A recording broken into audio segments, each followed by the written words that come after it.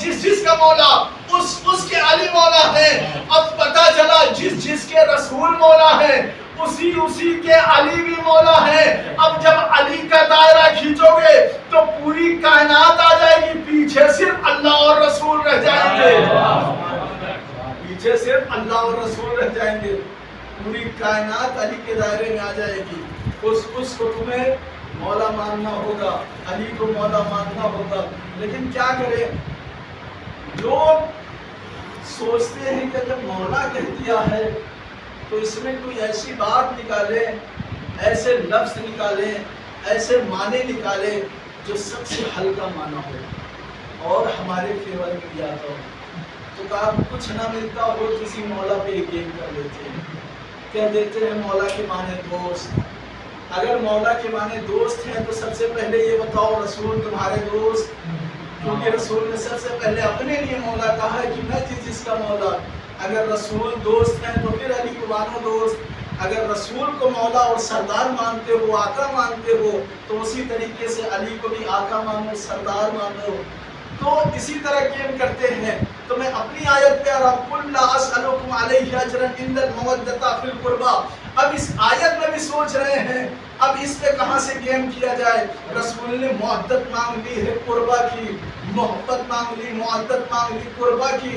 اب کس پہ گیم کھیلا جائے گا, آؤ قربا پہ گیم کھیل لیتے ہیں اور بتا دیتے ہیں قربا میں فلا فلا شامل ہے, قربا میں یہ ہے, قربا میں وہ ہے, قربا میں وہ ہے. تو اب لوگ یہ سوچ رہے ہیں کہ آخر اللہ نے نام کیوں نہیں ڈال دیا 12 کا. قرآن میں 12 اماموں کے نام لکھتے تھے, پہلے امام یہ, دوسرے امام یہ, تیسرے امام یہ. آخر نام کیوں نہیں ڈالا, نام ڈال دیتے قرآن میں تو بات آسان تھی, بات آسان تھی. امیر المومنین سے کسی نے یہ پوچھا, اے مولا ہمیں بتائے آخر اللہ نے قرآن میں اماموں کے نام کیوں نہیں ڈالا. اگر اماموں کے نام ڈال دیتے تو بات آسان ہو جاتی, لوگ سمجھ جاتے آپ ہی کی گفتگو ہو رہی ہے. تو مولا نے ایک جواب دیا, اگر قرآن میں ہمارے نام آ جاتے, اللہ نے قرآن میں ہمارے نام اس لیے نہیں ڈالے کیونکہ اسے پتا تھا کچھ چور ایسے ہیں جو ہمارے نام بھی چرا لے جائیں گے. اگر صاف صاف ہمارے نام ڈال دیتا تو چور ہمارے نام چرا لے جاتے. ہمارے ناموں کو پوشیدہ کر کے رکھا, چھپا کے رکھا تھا. وہ کس لیے کا, اس لیے سنو, اگر چور چوری کرنے آتا ہے وہی چیزیں چراتا ہے جو جس کے بارے میں اسے جانکاری ہوتی ہو. یہ کتنا قیمتی شے ہے, یہ کتنے کا بکے گا, یہ کتنا مہنگا ہے, اسی کو چوری کرتا ہے. دکان میں آیا, جو چیزیں مہنگی لگی اسے چرایا, جو اسے سمجھ میں نہیں آتا کہتا اللہ جانے پتہ نہیں کیا ہے, وہ چھوڑ کے چلا جاتا ہے. اور چاہے وہ کتنا ہی مہنگا کیوں نہ ہو, کیونکہ اس کے بارے میں وہ جانتا ہی نہیں ہے تو چرائے گا کیا, تو اسے چھوڑ کے چلا جاتا ہے. تو قرآن میں اللہ نے ایسی بہت ساری آیتیں داخل کر دی ہے کہ اگر چور چرانا بھی چاہے یہ سوچ کے چھوڑ دے, اللہ جانے پتہ نہیں کیسی آیت ہے, اللہ جانے پتہ نہیں کیسی آیت ہے, اللہ جانے کون سی آیت ہے, اللہ نے کس کو کہا ہے اس میں, کس کو شامل کیا ہے اس میں, اس کے معنی کیا ہے. اسی لیے وہ چور چھوڑ کے چلا جاتا ہے, اسی لیے اللہ نے نام نہیں ڈالا ورنہ چوری ہو جاتے. ایک صلوات پڑھے محمد.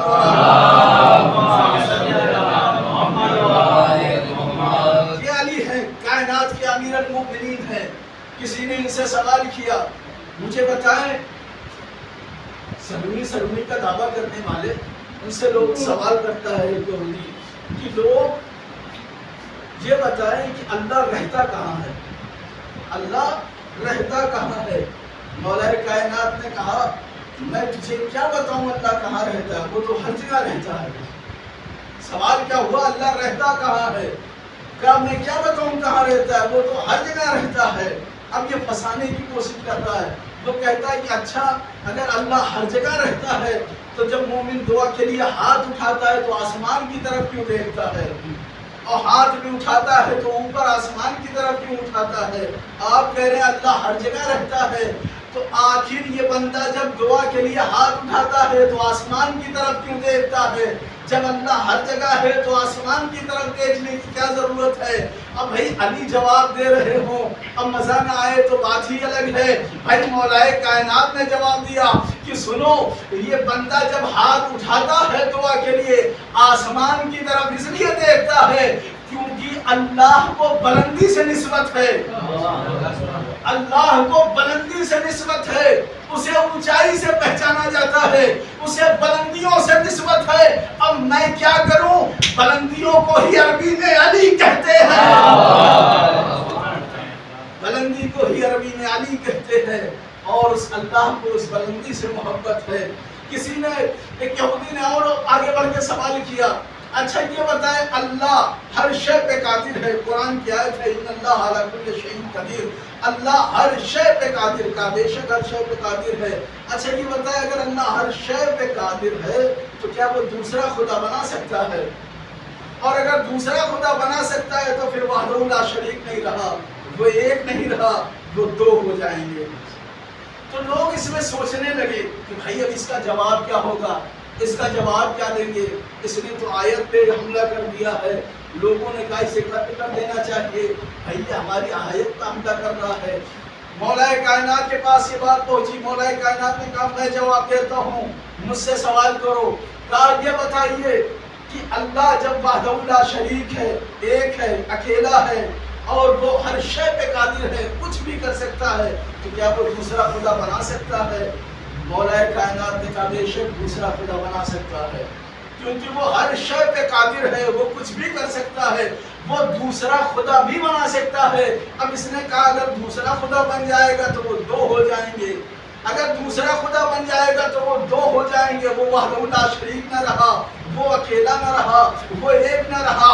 مولا کائنات نے کہا ہاں وہ دوسرا خدا کیا ہزار خدا بھی بنا سکتا ہے، لیکن یاد رہے وہ خدا ہی خدا رہے گا، کیونکہ جسے بنائے گا وہ بندہ کہلائے گا، خدا نہیں کہلائے گا۔ خالق وہی رہے گا، جتنے بنیں گے سارے مخلوق ہو جائیں گے۔ ایک صلوات پڑھے محمد صلی اللہ محمد وآلِ محمد۔ بس دو چار باتیں اور اس کا ایک صلوات اور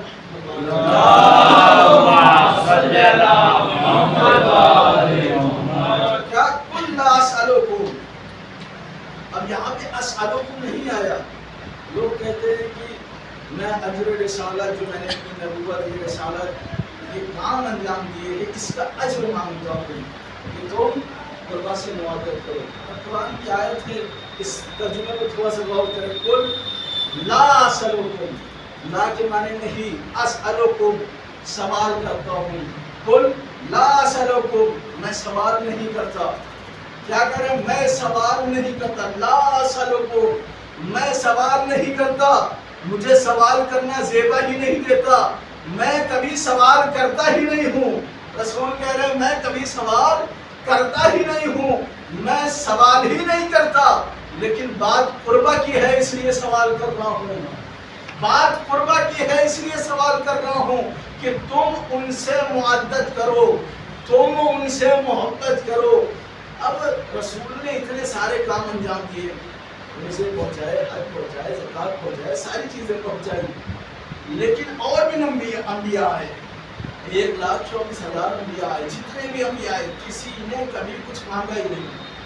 لوگ کہتے رہے کہ آپ کچھ مانگ لیجئے، آپ تبلیغ کر رہے ہیں، خدا کی طرف سے آئے ہیں، کچھ مانگ لیجئے، اتنا کام انجام دیا ہے، کچھ مانگ لیجئے۔ کسی نبی نے کوئی اجر مانگا ہی نہیں کہ میں نے جتنی محنت کی ہے اس کا اجر دے دو، سوائے رسول کے صرف رسول مانگ رہے ہیں کہ مجھے اجرت چاہیے، جو میں نے اتنی محنت کی اس کی اجرت یہ چاہیے کہ قربا سے معدت کرو، معدت کرو۔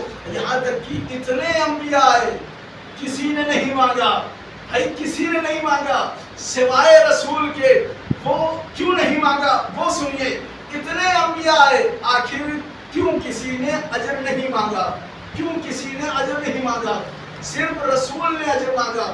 کہا اگر جتنے انبیاء آئے تھے اگر یہ سب کے سب اجر مانگنے تھے تو کل روز محشر وہ کہہ دیتے تمہارا نبی آیا تھا، اجر مانگ لیا تھا، ہم نے دے دیا تھا، اجر مانگ لیا تھا، ہم نے دے دیا تھا۔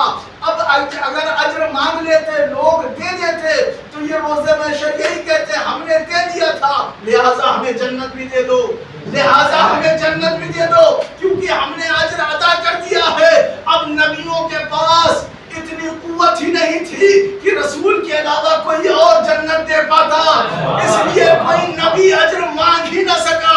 رسول نے کہا جنت کا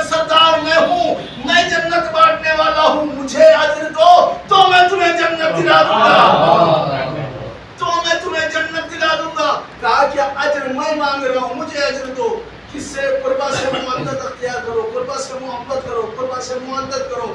اچھا آج تک قرآن زندہ ہے، قرآن باقی ہے، آج تک باقی ہے نا قرآن، آج تک قرآن زندہ ہے نا. جب قرآن زندہ ہے تو اس کا مطلب یہ ہے قرآن میں یہ آیت بھی زندہ ہے، قرآن کی یہ آیت بھی زندہ ہے. اور جب قرآن کی یہ آیت بھی زندہ ہے تو اس کا مطلب یہ ہے کہ رسول آج بھی لوگوں سے قربا کی مودت مانگ رہے ہیں. جب قرآن کی آیت زندہ ہے تو اس کا مطلب رسول آج بھی قربا سے مودت مانگ رہے ہیں.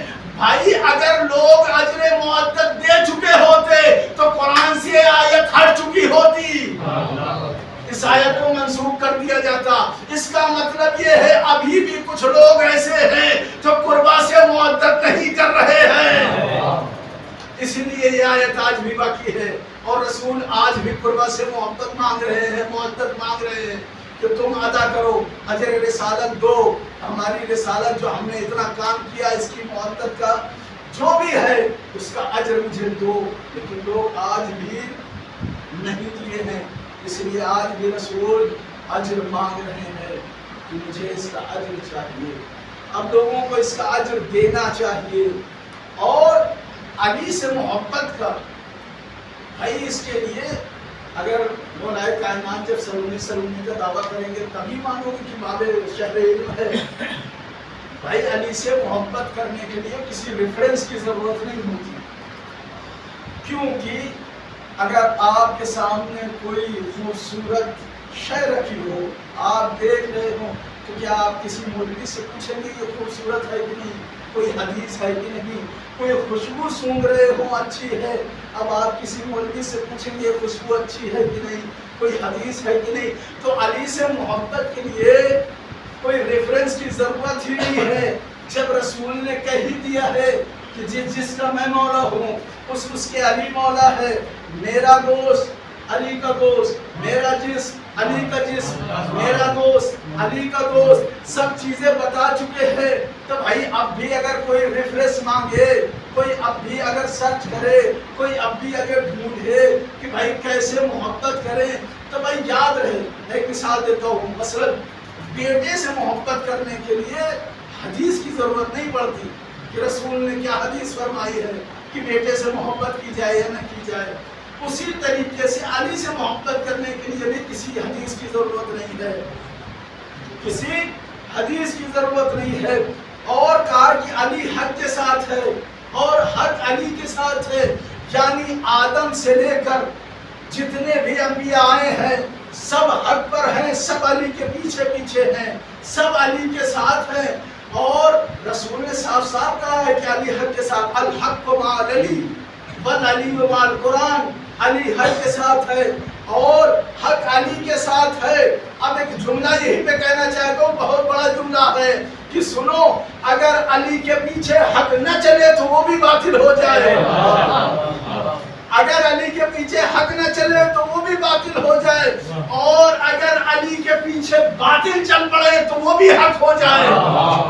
اب کس کس کو بتاؤں، نہ جانے کتنے ایسے تھے جو باطل تھے علی کے پیچھے آنے کے بعد حق پہ ہو گئے، اور نہ جانے کتنے ایسے تھے جو علی کو چھوڑ کے باطل ہو گئے. ایک صلوات پڑھے محمد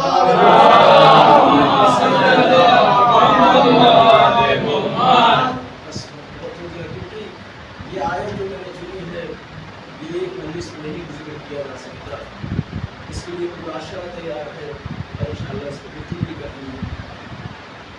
وقت کو دیکھتے ہوئے کہ ابھی تاریخ گزری ہے جناب مسلم کی شہادت، اور تاریخ گزری ہے ان کے دونوں بچے جن کا نام، ایک کا نام محمد، ایک کا نام ابراہیم ہے، ابھی شہادت گزری. محرم قریب ہے، بس چند دنوں کے بعد عزاخانے سج جائیں گے، ہر ایک گھر سج جائے گا، ہر گھروں پہ کالا پرچم لگ جائے گا. کس لیے؟ تاکہ بتا سکے کہ ہم حسین والے ہیں، ہم حسین حسین کرنے والے ہیں، ہم حق کا ساتھ دینے والے ہیں.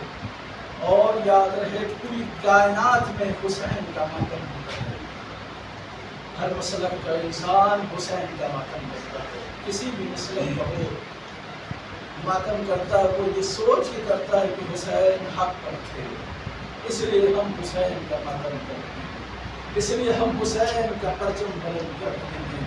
तो पता ये चला पूरी कायनात हक को चाहती है, हक को पसंद करती है, और इसी हक को बचाने के लिए भी हुसैन अपना भला घर छोड़ रहे हैं और अपने पूरे घर को लेकर करबला की तरफ रवाना हो रहे हैं। 28 रजब भी गुजर गई जब आका हुसैन मदीना छोड़ते हैं और मक्का पहुँचते हैं। तो याद रहे इमाम हुसैन ने हज नहीं किया, उम्रा करके करबला की तरफ रवाना हुए। वो इसलिए लोगों ने सवाल किया कम से कम हज तो कर लेते, अब चंद दिन बाकी थे, हज का दिन था, हज के दिन आ रहे थे, हज के अय्याम आ रहे थे। आका हुसैन ने कहा मैं नहीं चाहेगा अल्लाह के घर के पास अंग्रेजी हो सके या किसी का खून बहे, इसलिए मैं खुद घर छोड़ रहा हूँ। हुसैन ने खाने काबा छोड़ा, मैदान करबला की तरफ बढ़े। सबसे पहले अपने सफीर को भेजा जिसका नाम मुस्लिम इब्न अकील है। मुस्लिम इब्न अकील कूफा पहुँचे। कूफा पहुँचने के बाद जानते हैं लोगों ने हाथों पे बैयत भी कर ली, क्योंकि आका हुसैन ने एक पैगाम भेजा था, एक पैगाम भेजा था, एक खत भेजा था मुस्लिम के हाथों कि ए कूफे वालों, अगर तुमने मुस्लिम के हाथों पे बैयत कर ली तुम समझो तुमने हुसैन के हाथों पे बैयत कर ली, तुम अगर मुस्लिम के साथ हो गए तो तुम समझो तुम हुसैन के साथ हो गए। लो जनाब मुस्लिम कूफा पहुँचे, लोगों ने बैयत कर ली, सब ने कसम दिखाई कि हम मुस्लिम के साथ हैं, यानी हुसैन के साथ हैं। लोग कसम खा ली, लेकिन इधर जानते हैं 1 या 2 दिन गुजरे थे कि मुस्लिम ने क्या देखा, नमाज़े मगरिबैन पढ़ाए और नमाज़े मगरिबैन खत्म हुई। अब जब पीछे पलट कर देखते हैं मस्जिद की सफेद चादर है, सिर्फ पीछे 2 बच्चे हैं जिसे मुस्लिम अपने साथ लेके आए थे, एक मोहम्मद है एक इब्राहिम है।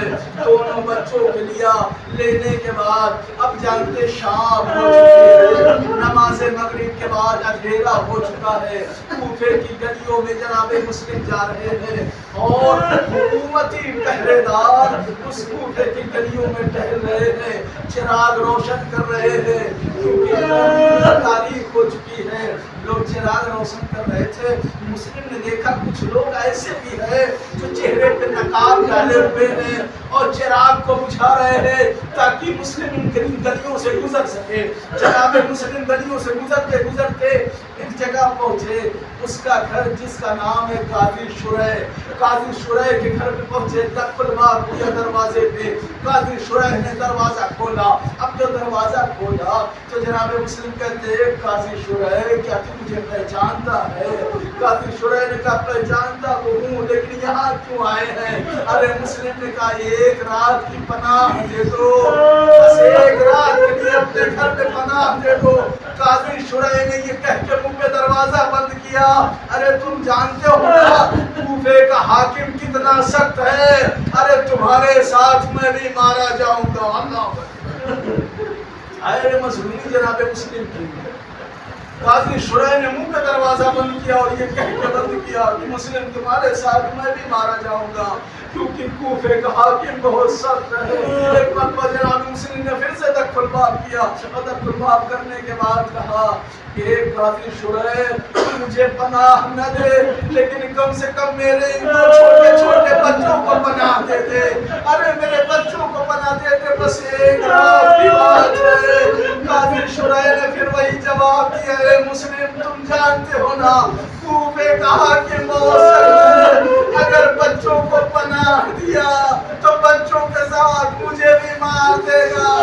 जनाब मुस्लिम ने एक जुमला का अच्छा काजी शुरै काम कर अपने घर के दरवाजे पे इन बच्चों को बिठा ले, अपने घर की दहलीज पर इन बच्चों को बिठा ले। जब मैं वो फला गली पार कर लूं, जब मुड़ जाऊं तो मेरे बच्चों को बेशक उठा देना, अपने दहलीज से उठा देना।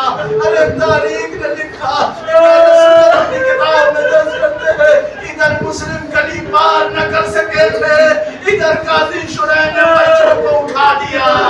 कहीं ऐसा न हो हाकिम के सिपाही देख ले, अरे मजलूमी मुस्लिम 2 बच्चे। अब काजी शुरै ने जब दरवाजे से उठा दिया بچے جائے تو کدھر جائے؟ کوفے کی رات ہے، گلیوں میں بچے ٹہلتے ٹہلتے ارے جنگل کی قریب پہنچ گئے. اللہ اکبر. خدا سوائے مظلوم کربلا کے دونوں بچے کوفے کے باہر آ گئے، قریب کے جنگل کے قریب پہنچے. وہاں ایک درخت دیکھا، ایک دریا تھا، دریا کے کنارے ایک درخت تھا جس پہ دونوں بچے جا کے بیٹھ گئے. صبح نمودار ہوئی، ایک مومنہ آئی پانی بھرنے کے لیے. جب پانی میں دیکھتی ہے تو کیا دیکھتی ہے؟ دو چاند پانی میں نمودار ہوئے ہیں، دو چاندنی کے دو چودھویں کے چاند پانی میں نظر آ رہے ہیں. جب اوپر دیکھتی ہے تو کیا دیکھتی ہے؟ دو چھوٹے چھوٹے بچے اس درخت پہ بیٹھے ہوئے ہیں. آواز دیتی، بچوں تم نیچے آ جاؤ، بچوں تم نیچے آ جاؤ. اور جب بچے دونوں نیچے آ رہے تھے نا تو کتاب نے لکھا کہ چھوٹا بھائی بڑے بھائی سے کچھ کہہ رہا تھا، بڑا بھائی چھوٹے بھائی سے کچھ کہہ رہا تھا. اترتے اترتے کہہ رہے تھے، بڑے سہمے ہوئے تھے اور ڈرتے ہوئے اتر رہے تھے. ایک بھائی دوسرے بھائی سے کہہ رہا تھا تم اسے کچھ نہ بتانا، کہیں یہ ہمیں ظالم کے پاس نہ پہنچا دے. ارے یہ بات مومنہ نے سن لیا. سننے کے بعد کہتی بچوں ڈرو نہیں، بچوں گھبراؤ نہیں، میں ایک مومنہ ہوں، میں ایک مومنہ ہوں. تو بچوں نے کہا اچھا آپ مومنہ ہیں، علی کی چاہنے والی ہیں؟ کہا ہاں. مومنہ نے پوچھا بچوں بتاؤ تم کون ہو؟ کہا ہم مسلم ابن عقیل کے فرزند ہیں. ارے اتنا سننا تو کہا کیا مسلم ابن عقیل؟ ارے میں تو ان کی جاننے والی ماننے والی ہوں، میں ان کی محبہ ہوں، چلو تمہیں گھر لے کے چلتی ہوں. دونوں بچوں کو گھر پہ لے کے آئی. بچن تم نے مسائل کو مجلس تمام کر دی. بچوں کو گھر پہ لے کے آئی. لے کے آنے کے بعد ایک جملہ کہا سنو میں کھانا کھلا دیتی ہوں. بچوں کو کھانا کھلایا. کھلانے کے بعد ایک جملہ کہا سنو میں تمہیں چھت والے کمرے میں لے جا کے بند کر دوں گی، باہر سے تالا لگا دوں گی. بچوں نے پوچھا وہ کیوں؟ کہا میرا شوہر ظالم ہے، اگر اس نے دیکھ لیا تو وہ تمہیں نہیں چھوڑے گا. ہاں جب میرا شوہر چلا جائے گا تو میں دروازہ کھول دوں گی. بچوں نے کہا ٹھیک ہے. بچوں کو لے گئی. لے جانے کے بعد اندر داخل کیا اور دروازہ بند کیا، باہر سے تالا لگا دیا. جو تھوڑی دیر کے بعد وہ ظالم شوہر آ گیا. آنے کے بعد جیسے ہی دروازہ کھولا مومنہ نے، ظالم شوہر اندر آتے ہی کہتا ہے کاش وہ دونوں بچے مجھے مل جائے، کاش وہ دونوں بچے مجھے مل جائے. ارے ان دونوں بچوں کی وجہ سے میں صبح سے لے کے شام تک ان بچوں کو تلاش کر رہا ہوں. ارے ان بچوں کو تلاش کرتے کرتے میرا قیمتی گھوڑا مر گیا ہے، میں اس کا بدلہ ان بچوں سے دوں گا. ارے اتنا کہنا تھا مومنہ چڑھ گئی. کہتی ہے ارے ان بچوں نے کیا بگاڑا ہے، انہیں ان کے گھر چھوڑ دینا. کہا نہیں میرا قیمتی گھوڑا مر گیا ہے، میں ان بچوں کو صبح سے ڈھونڈ رہا تھا، اگر مل گئے تو گھوڑے کی قیمت وصول کروں گا. اللہ اکبر. جملہ سنو. رات کی تاریخ ہوئی. یہ ظالم سو ہی رہا تھا کہ اس کے کانوں میں جانتے کچھ آواز آئی رونے کی. وہ اس وجہ سے کیونکہ ان بچوں نے خواب میں دیکھا کہ رسول خدا آئے ہوئے ہیں اور باہیں پھیلا کے کہہ رہے ہیں اے مسلم کے دونوں بچوں اب بہت دن نہیں رہا، رسول تمہیں لینے آئے ہیں، مسلم کے بچوں میرے پاس آ جاؤ. ارے یہ خواب دیکھنا تھا. دونوں بچے اٹھ کے رونے لگے.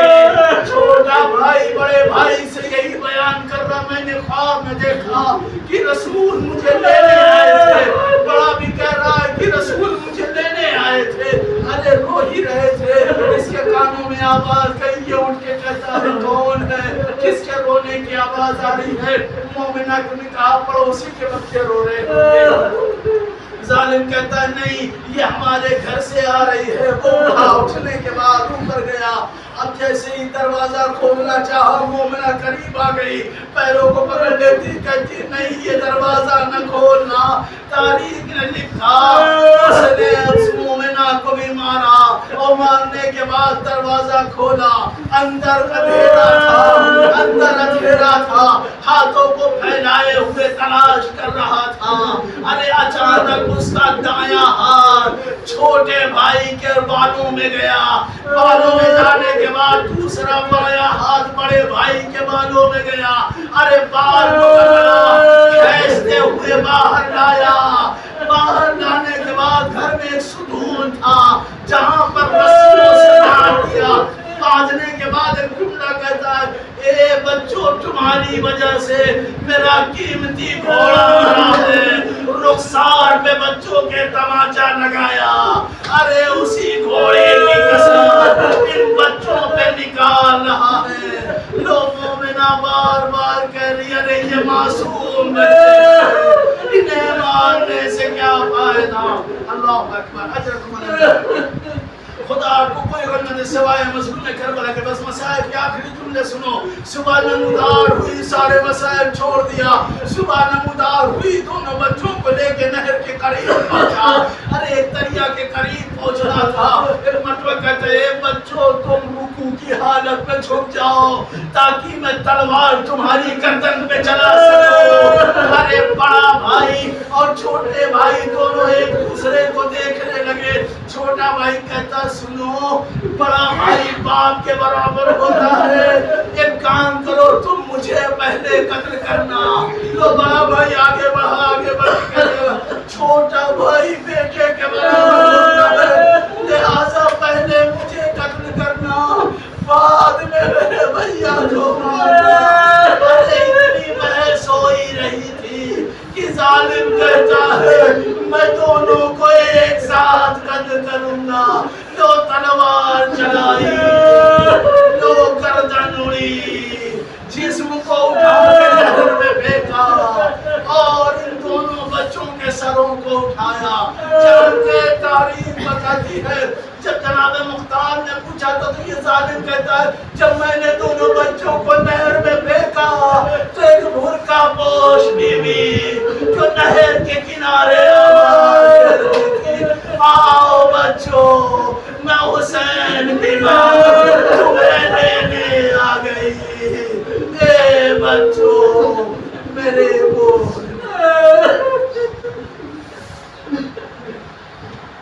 اِنَّا لِلَّهِ